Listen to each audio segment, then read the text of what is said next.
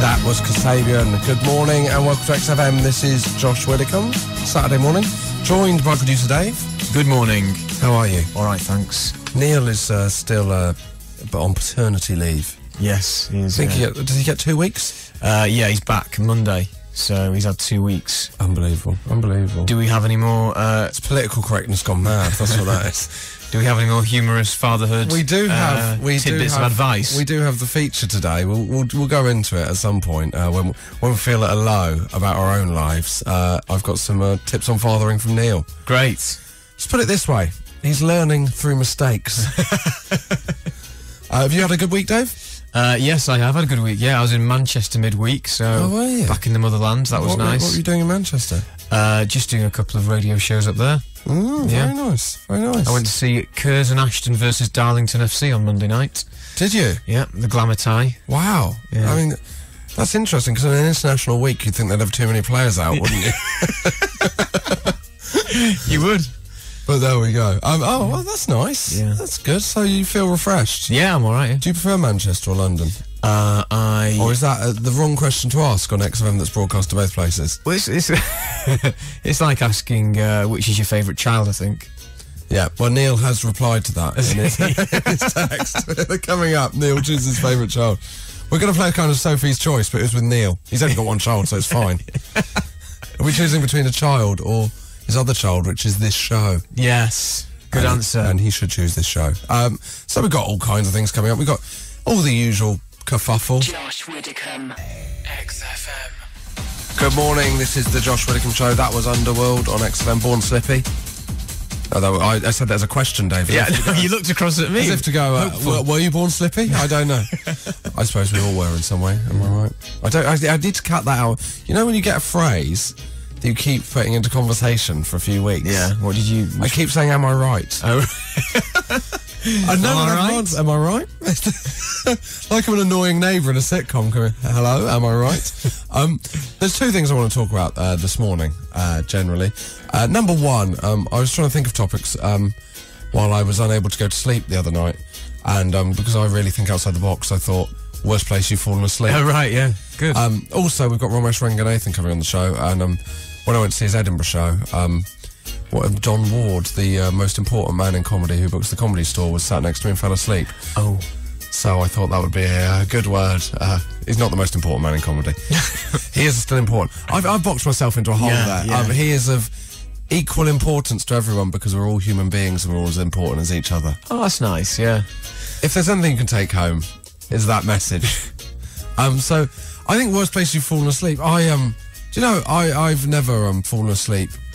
Ever. Wow, yeah. No, I don't think I've ever fallen asleep in a bad situation. I'm quite a kind of on it, awake kind of guy, but that does bleed into insomnia. So I want to hear the other side of the coin and really feel better about myself. The other thing we want to talk about this morning, I'm being a best man next Friday, and I've my hair has reached that stage where it's slightly too long, but I'm worried about getting it cut and it being slightly too short. Yeah, I hear you. Because it takes a few days to settle in.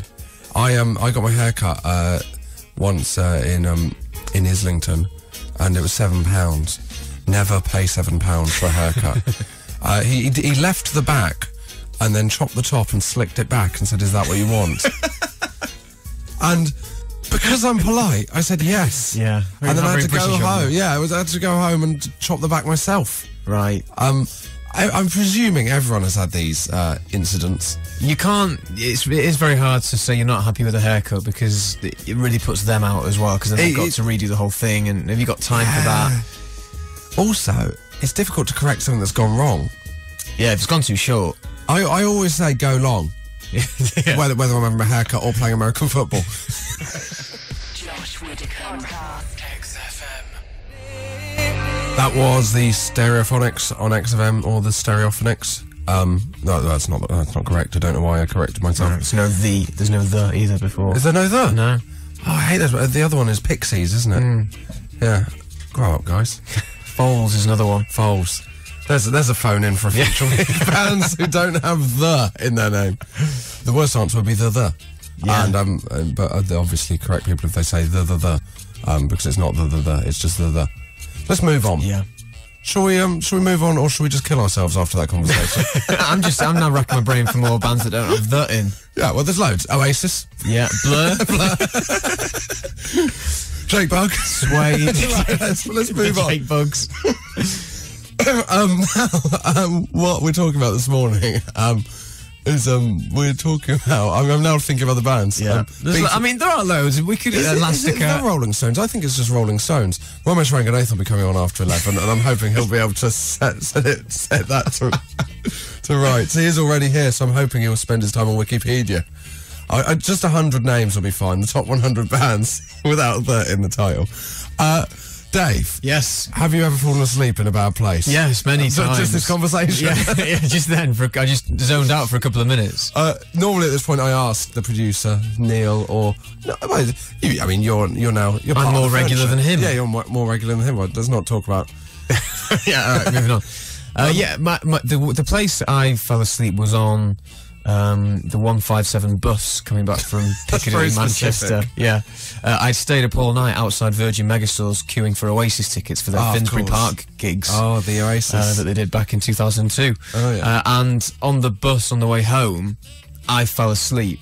But I was so tired that I didn't stay in my position that I fell asleep in. I fell forward and headbutted the woman in front of me on the bus. And she was actually in quite a lot of pain from the headbutt because I was, you know, as you get towards the back of the lower deck, you're a little bit higher than the people below. Oh yeah, so you kind of sat above. So I had real, leverage, and I flew forward. So gravity took it. Yeah, gravity took my forehead right into the back. Oh my word! Did you get hurt? I got hurt a little bit, but I was still half asleep, so I was all right, and still euphoric from the purchase of my Oasis tickets.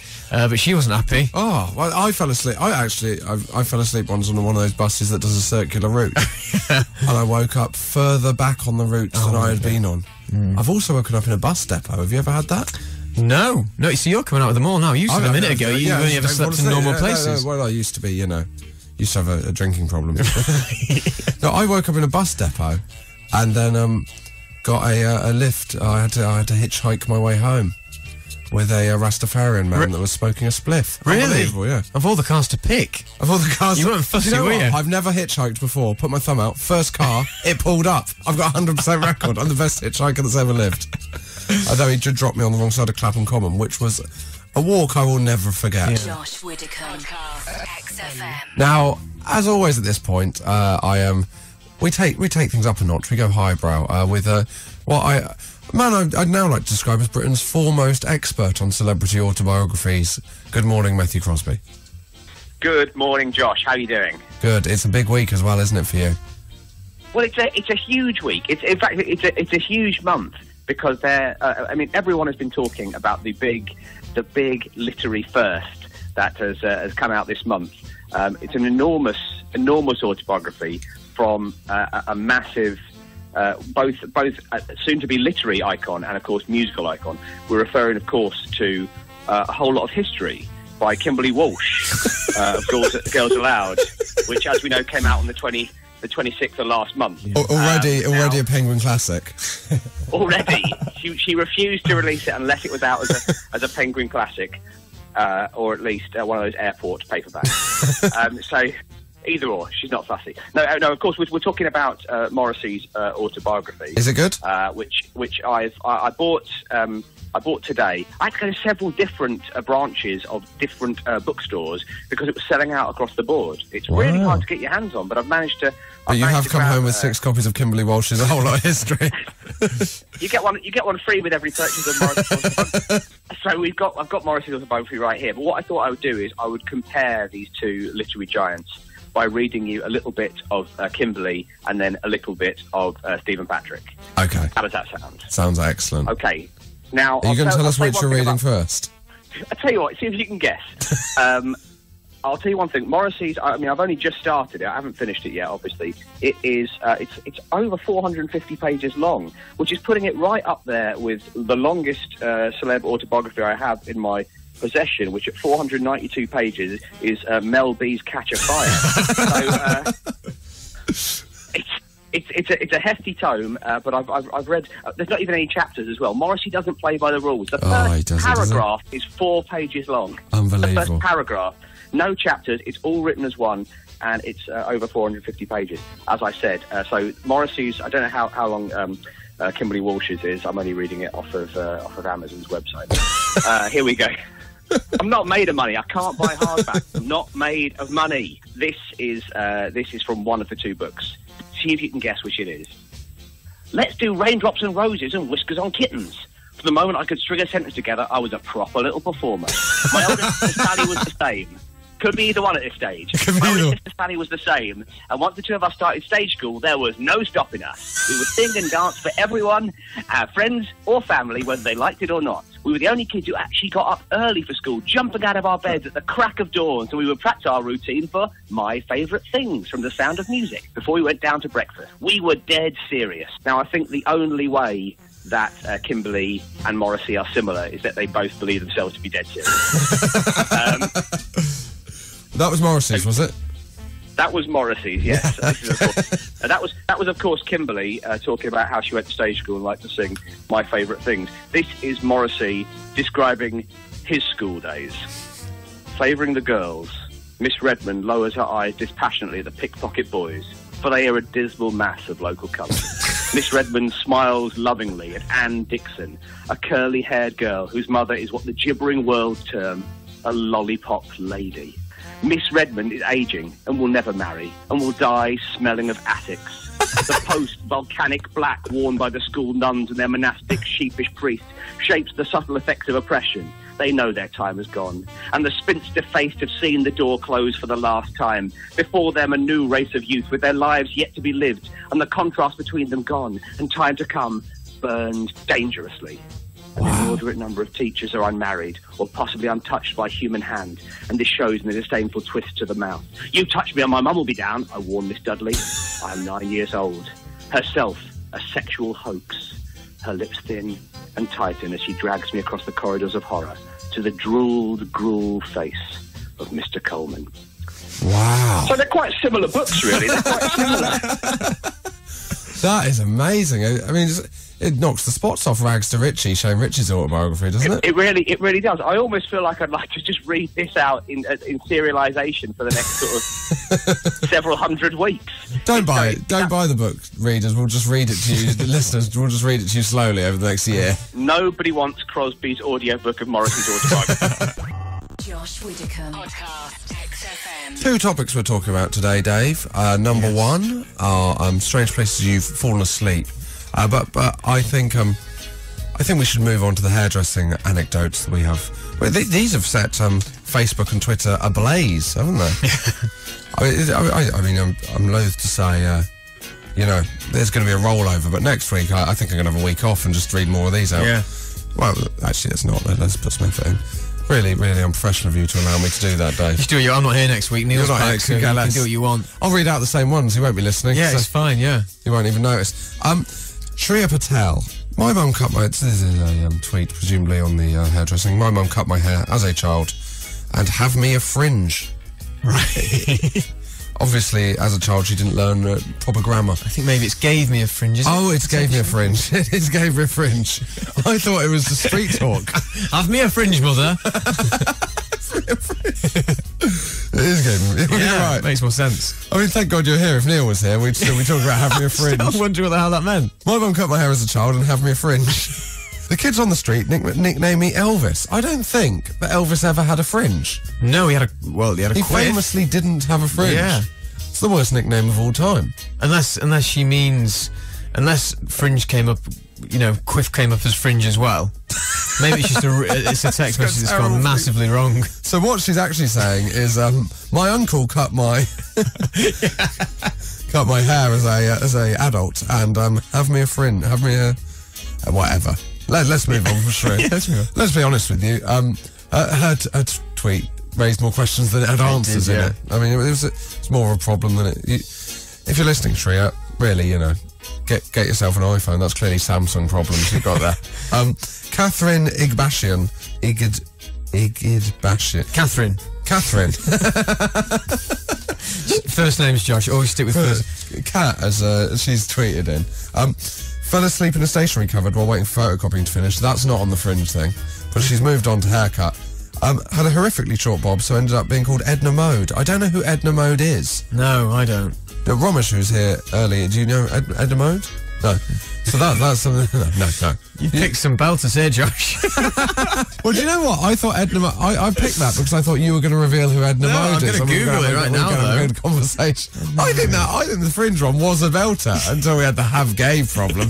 Don't you have a go at our listeners, Dave? No, I'm not. I mean, they're wonderful. It's too late now. Catherine with the difficult surname is going to absolutely have you on toast, and not in a good way. Oh, Edna Mode. Right. Don't pretend you know Ed. I know. Oh, Romesh knows. Who's The Incredibles. Yes, from The Incredibles. There's a little animated character. the person that did the yeah. So she's the one that does the outfits in The Incredibles. Yes. Haircut had a horrifically short bob, so ended up being called Edna Mode for a year. For a year? How slow growing is your hair? You want to change your diet? Because of the hair glasses and me just being short. I mean, that's not related to the haircut at all. But Catherine, whose surname we will not speak of, despite the abuse she's got from you, Dave, I think that's a relevant thing to chip in on the subject. Igidbashian is the surname. Too late, mate. She hates you. She hates you. I thought you'd gone quiet. I thought, is he on his phone? No, he's just trying to work out how to... I was just breaking it up into syllables and I figured it out in the end. Igidbashian. Yeah. Well, thank you. I'll call her Edna Mode. This is XFM. Josh Widdicombe, XFM. That was Foles on XFM, not the Foles. For anyone listening, that is next week's big talking point. But we are joined now by the comedian Romesh Ranganathan. Good morning. Good morning, Josh. How are you? I'm good. Thank you. You know, you're the first guest that's ever asked that. Well, it's good to, come in and sort of show interest in the host and how his life's going and stuff. Yeah. And I'm not just saying it as a pleasantry to open this up. Yeah, I'm saying it actually. because I actually care, and I do genuinely care. Nice. Oh, well, I'm a bit down, actually, mate. Oh, really? Yeah, things aren't great at home. No, it's fine. I mean, I genuinely wanted to hear about that, but if things are all right, it's a lot less interesting. Yeah. All right. This isn't Jez's Virgin Confessions. Do you remember that? Sorry, that I've just referenced a radio show from... Jeremy Kyle used to have a show called Jez's Virgin Confessions, I think. Jez's Virgin Confessions? She was on Virgin. Oh, right, I was going to say, because that is a weird show, man. Like, what? What kind of remit? How just loads of people that are really into maths just come in and go, me too. I'm one as well. Right, now, how are you, Rom? I'm good, mate, yeah. Good, thanks. good. A long time for you to ask me that question, isn't it? Bearing in mind that you're the host. Yeah, well, you know. Bad dinner party. I'm not Jezza, am I? Yeah, no, fair enough. Now, good. Any news? This is the first time you've been on this show, so it's a joy to have you on. It's a joy to be here. You've been doing this for quite a while, haven't you? Well, because you live outside of London. Should we drop the excuses? Because you live it's not like I live in Kathmandu, mate. I'm in Crawley. There's a Gatwick Express direct line. But I don't want Half an hour I could be here, mate. But I just never got the call. No, and now you want to do some box ticking. I get contacted and I'm in. All right, well, I'll do it. Yeah, well, Paul Chowdhury was busy. I mean, to be fair, you could have just introduced me as Paul Chowdhury. Yeah. Nobody would have been any the wiser. Thank you for coming on. Thank you for having me. If we like to say, if listeners want to put a face to the name, you've been on Mock the Week, so if you want to remember him from Mock the Week, he was the one who wore a red leather shirt. You know what? It's such unacceptable banter because I went on Mock the Week. People get nervous the first time they go on Mock the Week. I was worried about what I was going to wear. My wife went out and bought me a shirt. And then before you do the record, they have to bring out all the stuff. As you know, I'm saying it for the benefit of the listeners because I'm a professional. Yeah. They have to bring out the clothes to make sure they don't strobe or whatever, and they're all right for the TV. As soon as my shirt was brought out, you just started absolutely wetting yourself, ridiculing me to the rest of the panel. Their first, I hadn't met some of them. Their first experience of it. I thought it was unfair of Dara to give you a wedgie. It was unacceptable. It was a nice shirt. The production team told me it was an excellent shirt, and in fact, it really popped. That's what I was told.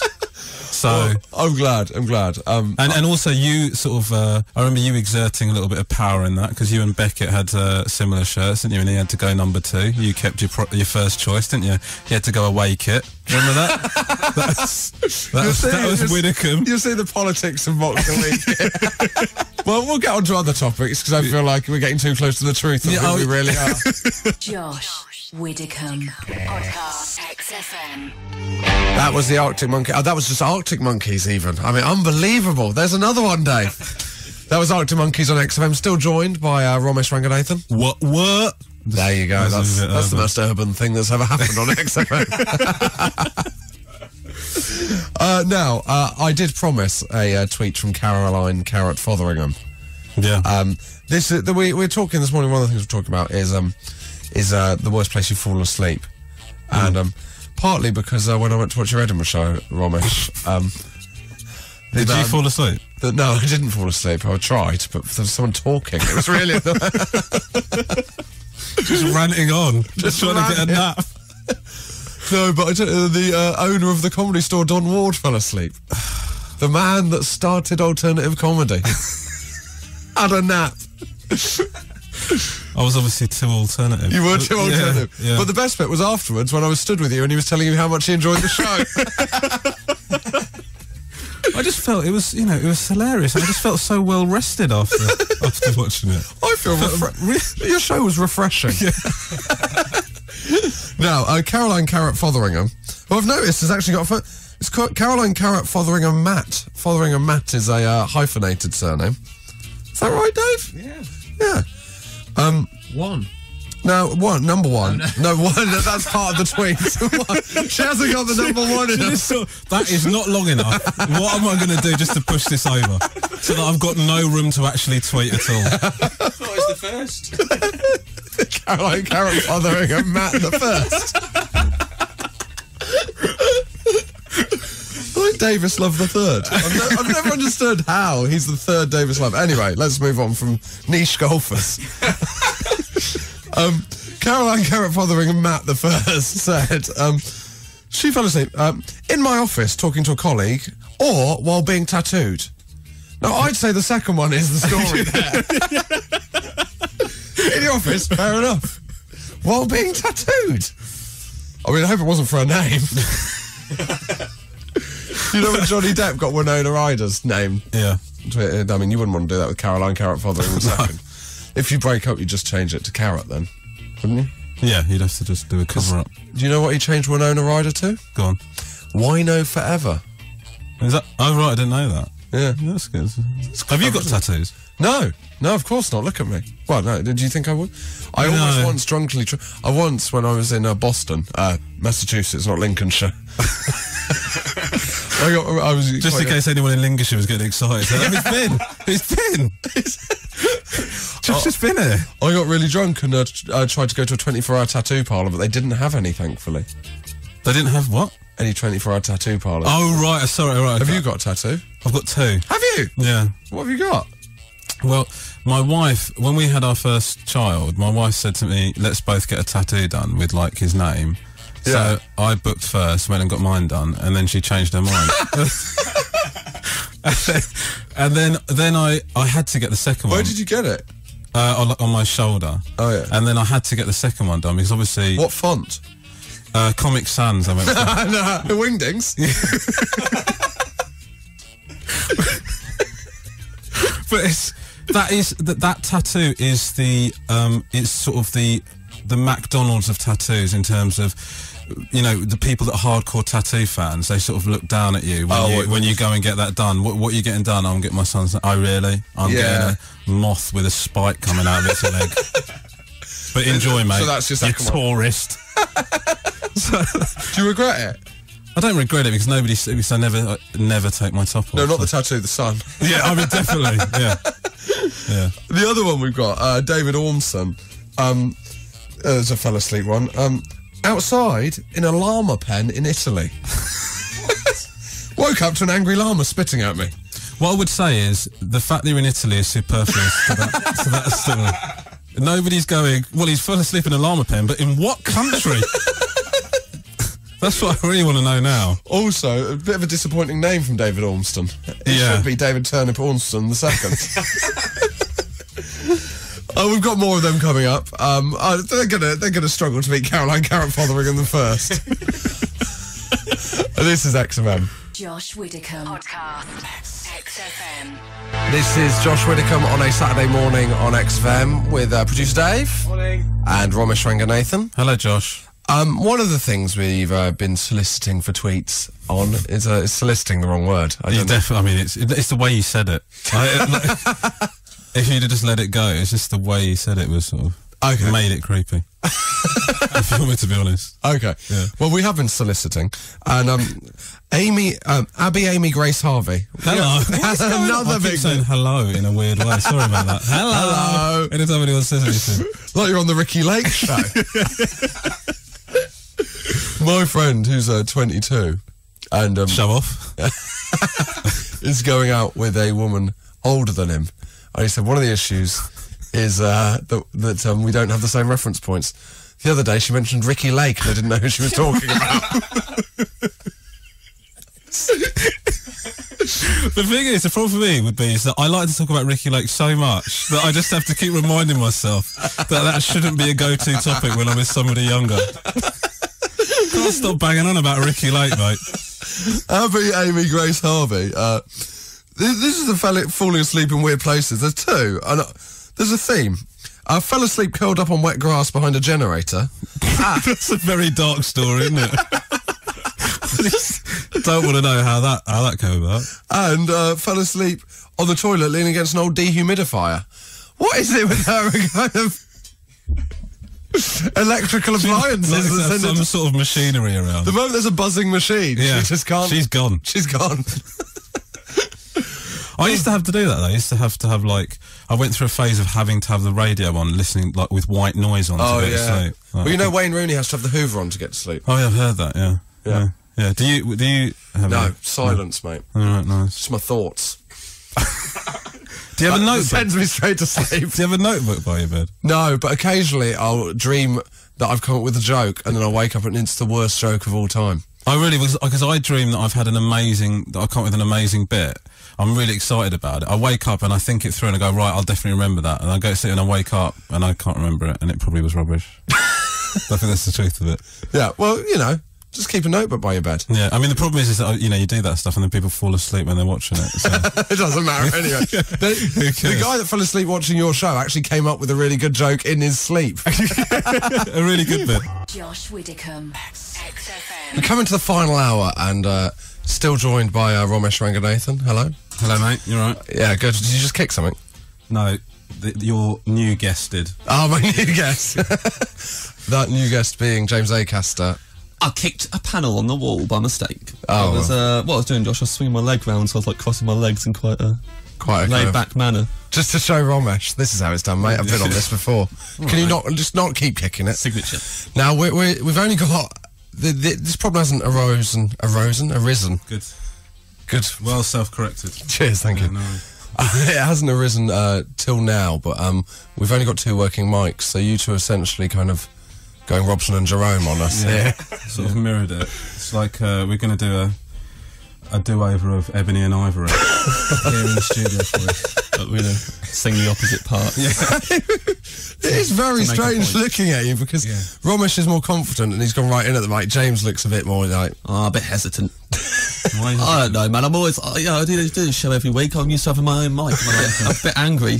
Well, this has even happened. I came in, you know, as a special guest, you know, one off, and then obviously they can't be bothered to sort out too much. Oh, mate, I've got news for you. You are just the latest in a long line of special guests, so you needn't think you're that special. All right, well, let's move up my place. Cheers, mate. How are you, James? Very well, thank you, Josh. Good. Any news? Very well. Well, you know... Oh, do you know what we haven't updated on recently? Any Wigfield news? Big Wigfield. For any listeners, James, a few weeks ago, became friends on Facebook with Wigfield. What do you think about that, Romesh? I'm indifferent. Pretty cool. She's my Facebook friend, and lately this week she's been posting because a lot of her posts are in Danish, so I don't really know what a lot of them are about. So I really only understand. Do you not want to put them in Google Translate? I should do. I should put them all into. She's like what she's written is there's this weird guy that keeps talking about me on the radio. Whatever I write. Yeah, very scared.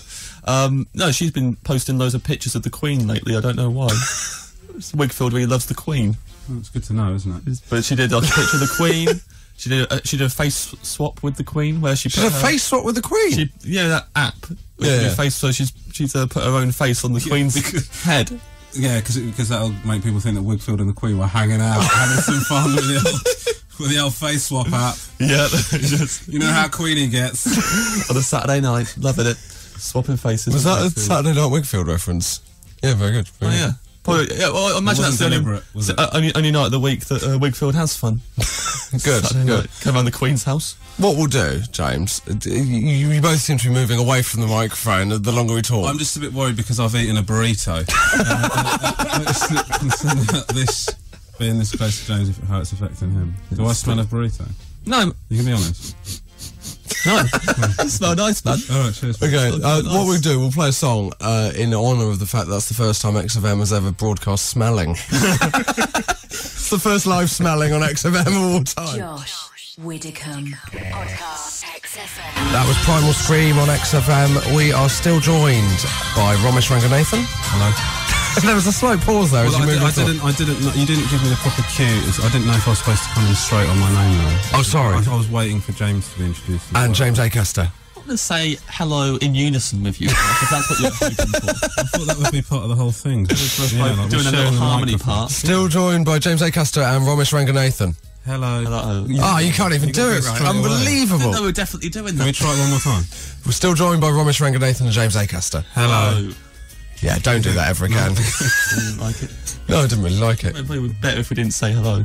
No. If anything, this has been the toughest hello I've ever had to say. And I always thought goodbye was the most difficult. Oh. Am I right, guys? Yeah, sometimes.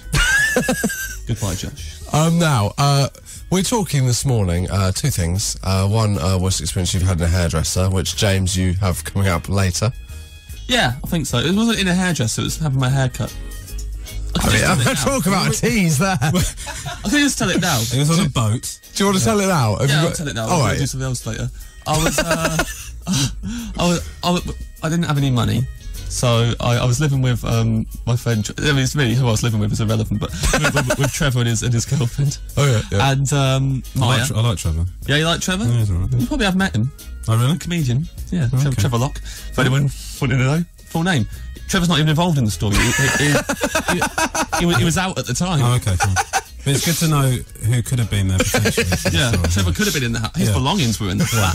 Let's move on. He didn't bring everything with him. When you said this wasn't a story about hairdressers, I didn't realise it was so divorced from the idea of hairdressers. Mainly about Trevor Locke's life or what he doesn't do. He does get out, doesn't he? Yeah. He gets out of the house every now and again. And I wanted to get my hair cut, so his girlfriend Maya offered to cut my hair. Yeah. And because she didn't want hair going all over the kitchen floor and stuff, we did it on the steps at the front of the house. Outside in the like street. a Snoop Dogg video. Yeah, like we're in the hood. On a suit. Getting some cornrows. Yeah, out on the porch. Yeah, like we're in the ghetto. So were you bouncing a basketball while she was doing it? yeah, maybe I was Sipping on gin and juice. Yeah, speaking of kids psyched in Who biology. are you? Hey Arnold. Pretty cool, mate. And Oh, that's amazing. get my hair cut. So you're on the stoop having your hair cut. Having my hair cut, of course. We left the front door open. Yeah. And she was halfway through cutting my hair, and then the wind blew the front door shut, and then we realised that neither of us had keys on us. And we'd locked ourselves, and she panicked immediately, and stopped cutting my hair. Now, I had to be somewhere. I had to get the tube in 20 minutes. I also didn't have any shoes on. So that's what you do when you get your hair When cut. was this? The 60s? Yeah. And Barefoot on the porch getting your hair cut. yeah, Amazing. yeah. So when she done half of it, had she been working left to right, or? Well, yeah, Like- it was kind of like one half was like quite long, and like it kind of curled upwards in this in a kind of U shape. Now, yeah. And then the other side was now short. And I don't know why she worked for one end. I think pretty much professional hairdressers don't just start from the left and work their way over to the right. I think the reason people do that is for more comic effect if the haircut is interrupted. I think that's the whole idea, otherwise you lose some of that. Also, most professional hairdressers don't work on steps. Well, actually, if it's the band, then they only get the most professional of hairdressers cutting their hair, Josh. I think you can remember. Yeah, that. and the porches are wonderful. Where they get their hair. Marble porches. So we had to get. Now there was a top window was open off the flats into Trevor's room. Oh, he's back in the game. He's back in the story. Thank goodness we know that he's out. Otherwise, the peril would be removed from this story. Yeah. So what we did, there were some builders working down the road who had a ladder. So I went over to them barefoot with half my hair cut. And said, and they gave you a quid for a cup of tea. They went, get out of here. They beat me up. And no, they gave me their ladder. And we climbed through the window and I let her in. And got the rest of my hair cut. That's the most surreal story I've ever heard about it. We've had a few this morning, but that is the least likely. Yeah. So, sorry, who climbed up? You climbed up? I climbed up. Did you feel that the sort of the weight differential with your hair made it more difficult to make that climb? Every time there's a gust of wind, I did blow quite heavily to one side. More than Difficult, isn't it? You've got to counterbalance somehow. In terms of queuing up the fact that you're going to do a classic scrape, you've really warmed us up nicely, James. Yeah, I've got to back myself into a corner here. I've got to do better than that.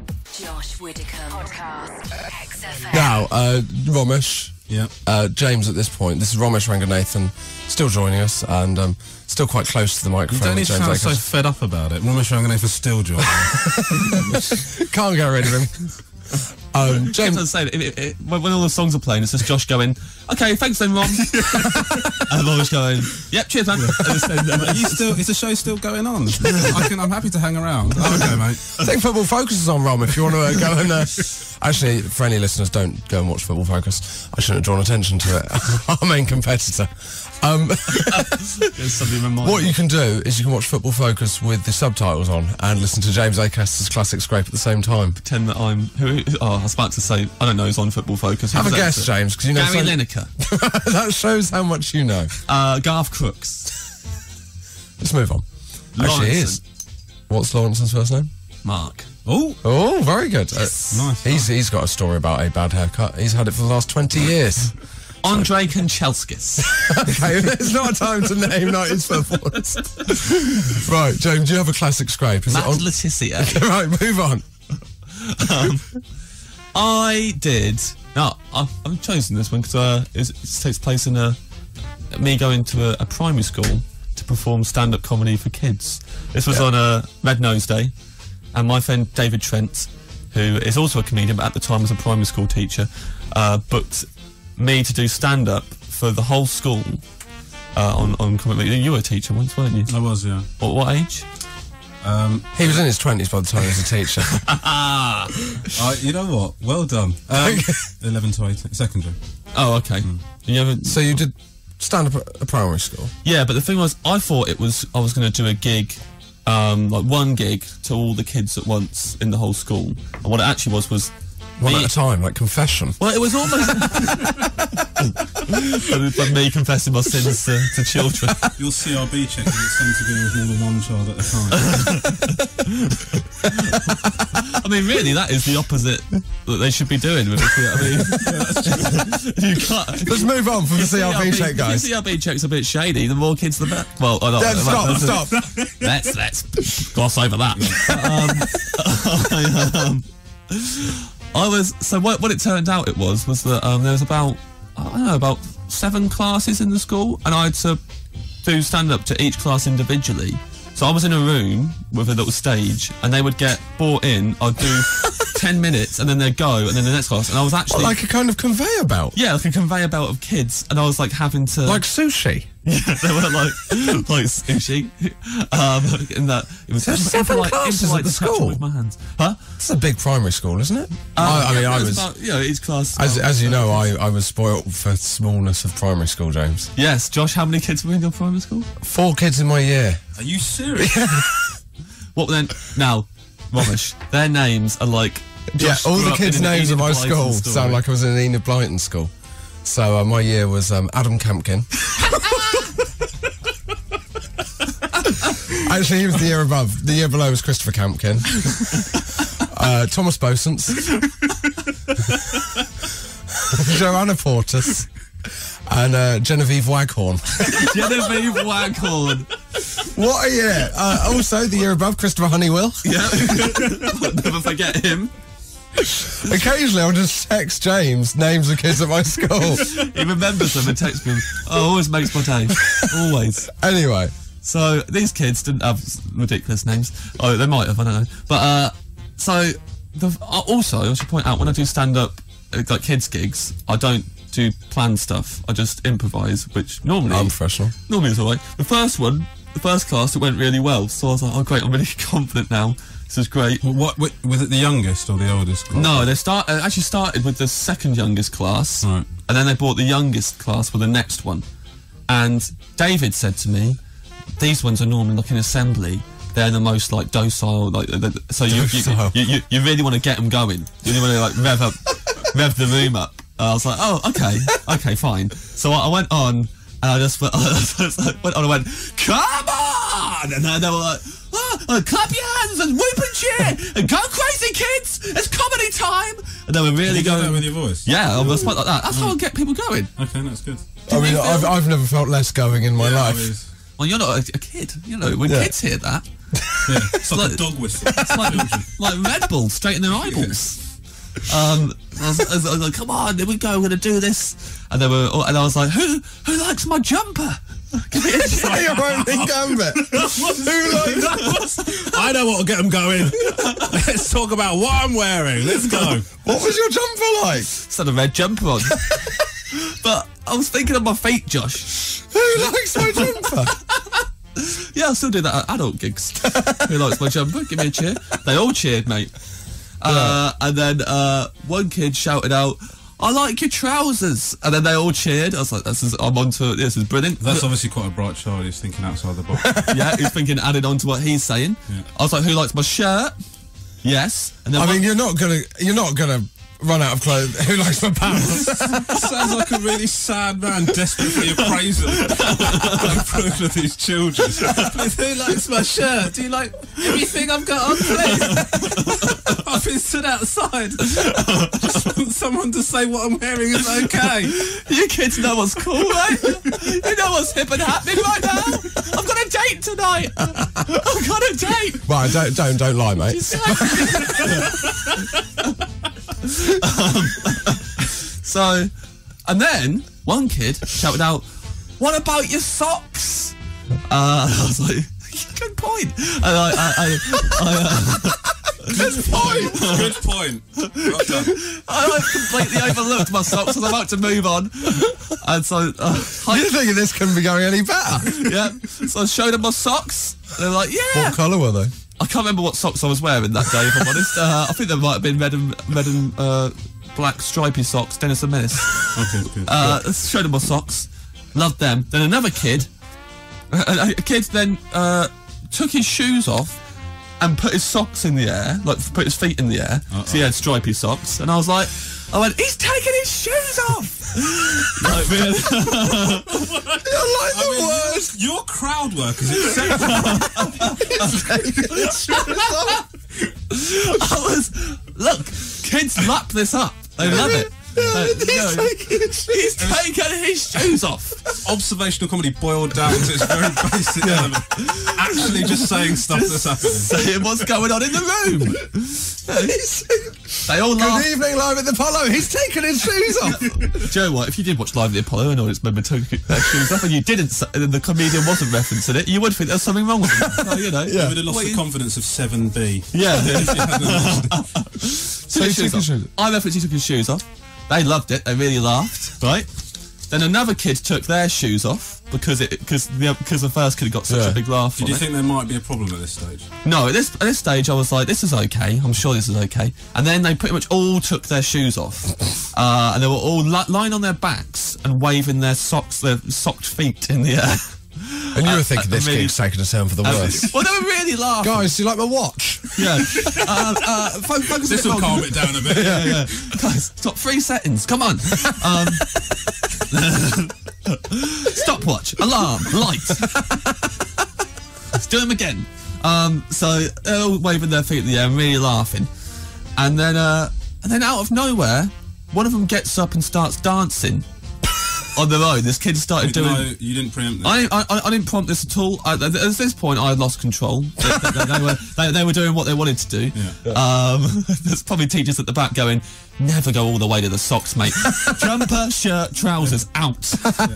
Do not overstimulate them." So one kid started dancing, and then they all got up and started dancing. What were you doing at this point? I was just standing there looking over at Trent at the back, like going. Gestures that were saying, "I don't know what I'm doing." I'm out my depth. This has gone too. Trent, this is my safety word. Socks. Socks. Get me out of here. So they're all doing a dance. And by the way, it's like one of those, it's a sports hall kind of like, but it's a shiny floor.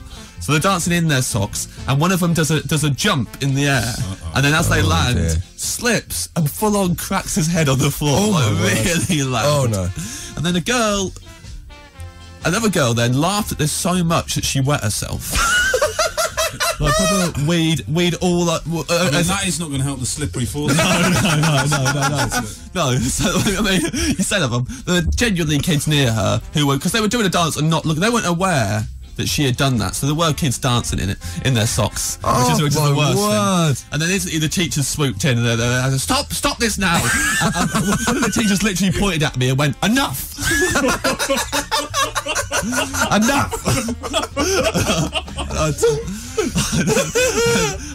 So then they took that class away and they cleaned up the floor, and then the next class came in and They still let you carry on. yeah. But they went, What a damning indictment of education. but it was like I had to do a calm down version. So the next kids, it was literally like I went, right, I'm gonna tell a story.